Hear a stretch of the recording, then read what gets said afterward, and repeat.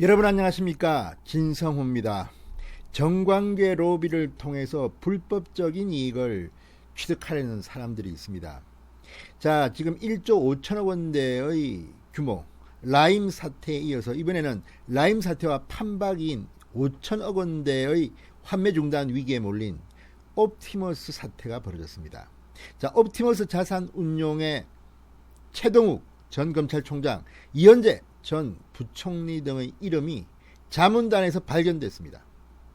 자, 지금 서울중앙지검은 이 옵티머스 자산운용의 대표를 출국 금지시켰습니다. 이제 본격적으로 칼을 뽑았습니다. 라임 사태에 이어서 이 옵티머스 사태도 일파만파로 폭발력을 가질 것으로 보입니다. 이미 라임 사태는 현직 재선의 K 의원이 수천만 원을 받았다는 김봉현 전 회장의 진술에 따라 지금 언론의 주목을 받고 있습니다. 물론 검찰 수사 결과 K 의원이 어떻게 처리될지는 아직 예단하기 힘듭니다만, 지금 권력 정관계 로비를 이용해서 이렇게 많은 피해를 입히는 사기 사건이라고 할까요? 이런 일들이 계속 터지고 있습니다. 빵빵 터지고 있습니다. 이번에는 옵티머스 사태가 터졌습니다.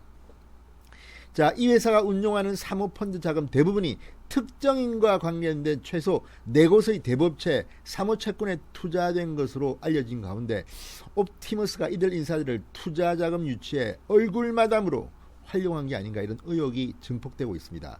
최동욱, 이현재, 상당히 이 정권에서는 중요한 인물들입니다.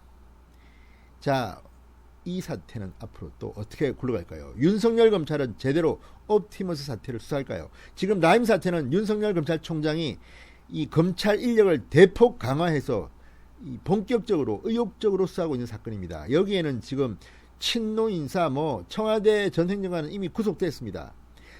전 MBC 광주 MBC 사장 출신인 이모 스타모빌리티 대표는 지금 구속됐습니다.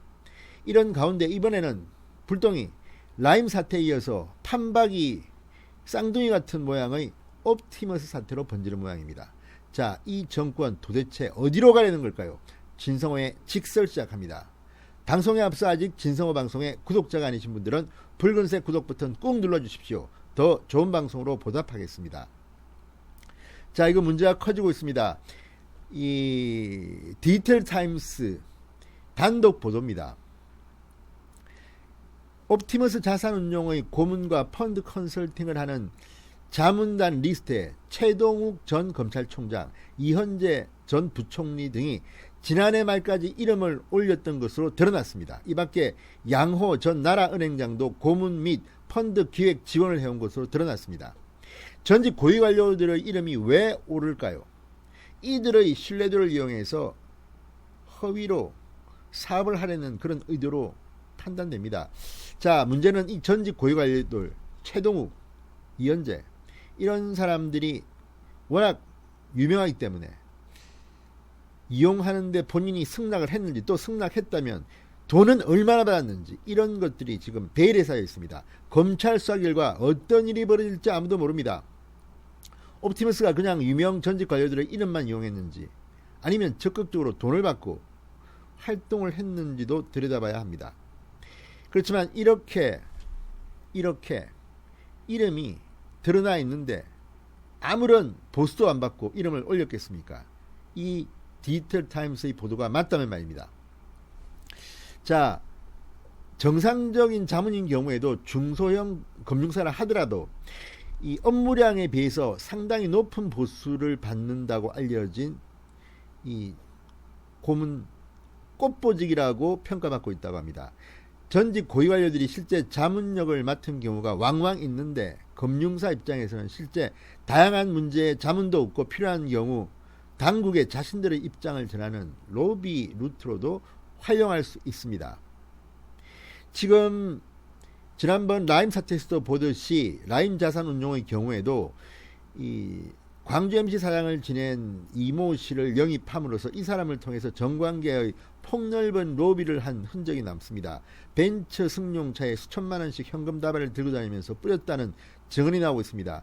이번 옵티머스는 어떨까요? 자, 라임 사태도 마찬가지지만 금융회사 전직 고위 관료나 유명한 정치인들을 적극적으로 활용하는 회사들이 많아 이상할 게 없는 상황이다. 다만 사기를 작정한 회사의 스타크를 늘리는데 기여한 역할이 있다면 문제가 다를 것이다. 문제가 심각할 수가 있다는 이야기입니다. 현재 옵티머스 자산운용의 전체 펀드 규모는 설정 잔액 기준으로 무려 5,500억 원에 육박한다고 합니다. 자, 지금 이 NH투자증권, 한국투자증권, 케이프투자증권 등을 중심으로 판매됐는데 피해자들은 상당히 늘어날 것으로 보입니다. 자, 지금 이런 투자 사기, 유명한 사람들을 팔아서 또는 정관계 로비를 통해서 이런 일이 벌어진다면 이거는 심각한 일이 아닐 수 없습니다. 자, 검찰이 어쨌든 이 옵티머스 자산운용 펀드의 환매 중단 사건과 관련해서 회사 관계자들을 출국 금지하면서 본격적으로 수사에 나섰습니다. 자, 지금 이 회사 펀드에 돈을 넣은 개인 투자자는 최소 800여 명, 투자 자금은 2천억 원을 넘는 것으로 파악됐다고 합니다. 엄청난 규모입니다.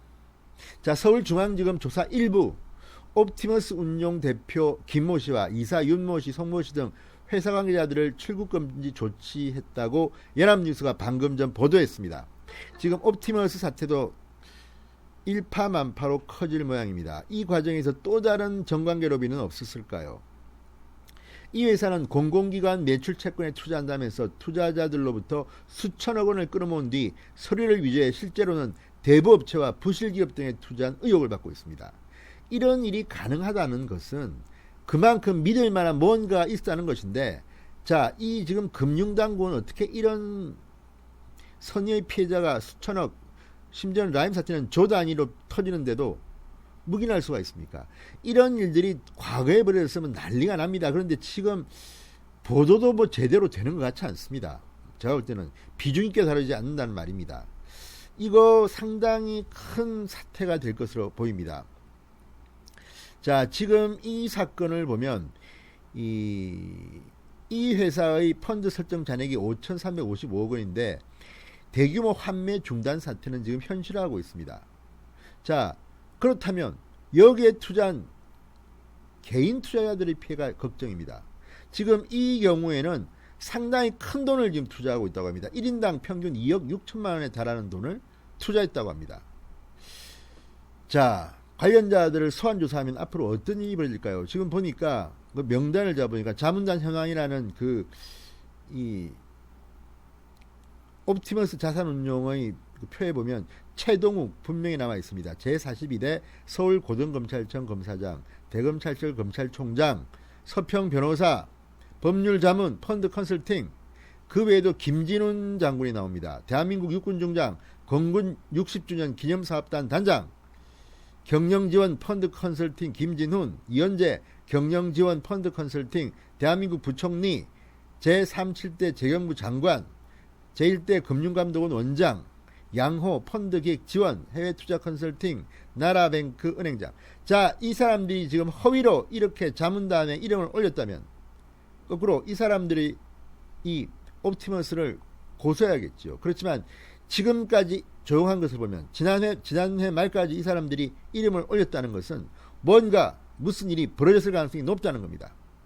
윤석열 검찰 일단 칼을 뺐습니다. 옵티머스 운용 대표를 비롯해서 이사들을 출국 금지시켰습니다. 뭔가 범죄 혐의가 소명되고 있다는 겁니다. 자, 라임에 의해서 문재인 정권의 또 다른 핵폭탄이 터지는 걸까요? 여러분, 옵티머스 사태도 관심을 가져야 될 것 같습니다. 진성호의 직설이었습니다. 여러분, 감사합니다.